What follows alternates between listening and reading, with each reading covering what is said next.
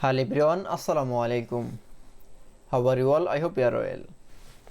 Welcome back to my channel in this new video. Today's video, how to add page margin in Microsoft Publisher. So let's started. At first open your Publisher document. In this video I will show add page margin. Now going to the page design option. Now for click. Then click for margin option. Now click for a NSS margin and now click for a custom margin option. Now we can say now left from 7 inch and right from 4 and top 6 by 6. Now click for OK.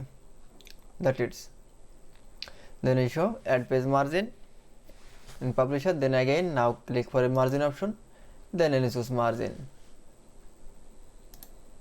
That's it. Then we show add page margin in Publisher document is very easily. I hope to enjoy the video. Please like, comment, share and subscribe my channel. Thanks for